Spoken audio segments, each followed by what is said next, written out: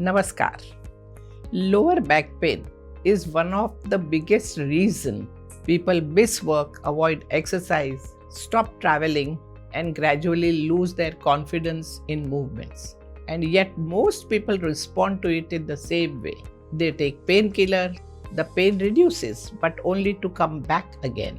And over time, this dependency on painkiller comes with its own set of side effects. So let me show you a few very effective yogic practices that will release stiffness, improve mobility, and strengthen your back. Let's begin with one of the simplest and most effective movement, the half standing forward bend.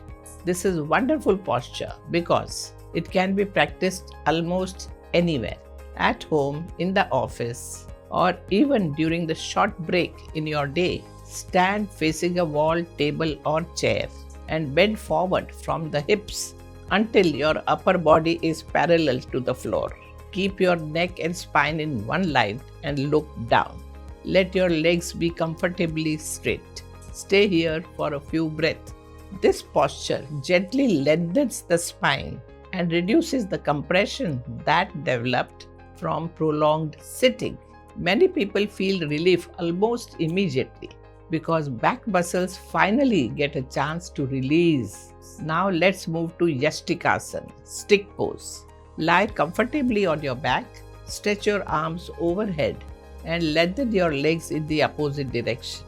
Imagine that someone is gently pulling your fingers and toes away from each other. Hold the stretch for a few seconds and then relax. This simple movement creates space through the entire spine and help reduce muscular tightness. Sometimes the body needs length before it is ready for deeper stretches. Next comes Pavanmuktasana. Lie on your back and bring one knee towards your chest. Hold the shin comfortably and gently draw the thigh closer to the abdomen. Repeat on the other side. After that, do this with both legs together.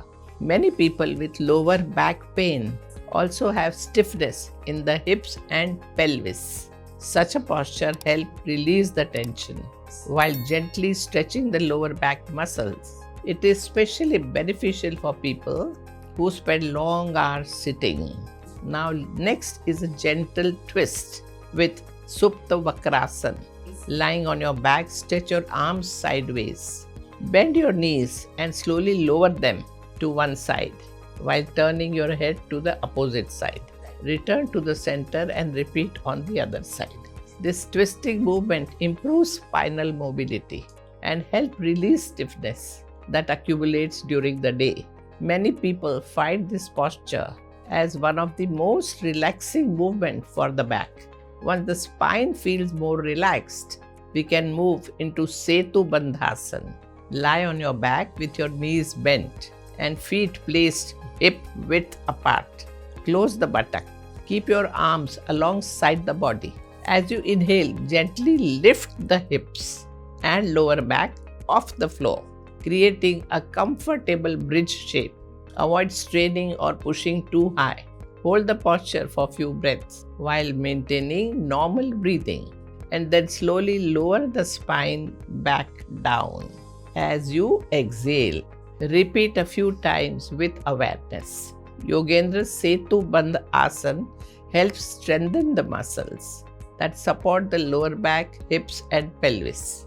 It also gently mobilizes the spine, improves circulation in the back region, and help release stiffness that comes from prolonged sitting or poor posture. Next posture you should practice daily is wall-supported Vipritkarni or legs up the wall. Lie on your back with the legs resting against the wall.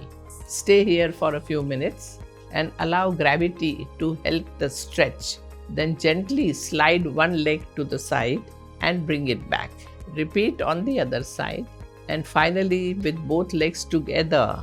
This relaxes the lower back while improving the flexibility in the hips and inner thigh. It is particularly useful for people who experience stiffness after a long day.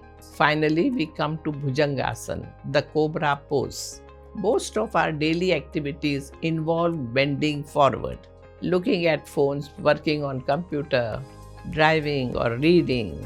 Bhujangasana takes the spine in the opposite direction. Lie on your stomach, place the palms beside your chest, and while inhaling, slowly lift your head, neck and shoulder, and then up to chest. Hold for some time, then return with control. This posture strengthens the muscles that supports the spine, improves posture, and help restore healthy movement patterns in the back. So practice these asanas and these postures regularly. Now let me share some holistic tips that can support your back health even further. Breathe deeply from diaphragm rather than the chest. Proper breathing activates the core, pelvic floor and lower back muscles that naturally supports the spine. Pay attention to jaw tension. Relaxing the jaws, face and tongue can help reduce tension that spread through the neck, shoulder and back.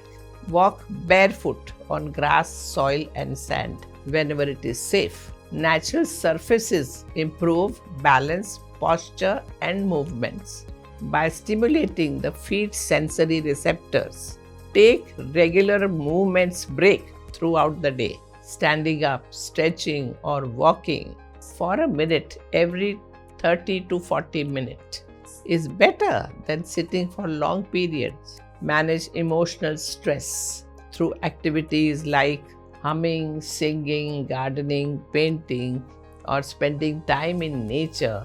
A calmer nervous system often means less physical tension in the back. Spend a few minutes each day looking at distant object or horizon. This helps counter screen-related posture strain and gives better spinal alignment. Remember, back pain is your body's message that something in your lifestyle needs attention. The solution is rarely found in one stretch or one exercise alone. It comes from improving how we move, how we breathe, how we sit, how we respond to stress, and how we care for ourselves each day. Practice these asanas regularly and stay consistent. Take care of your spine as it supports you every moment of your life.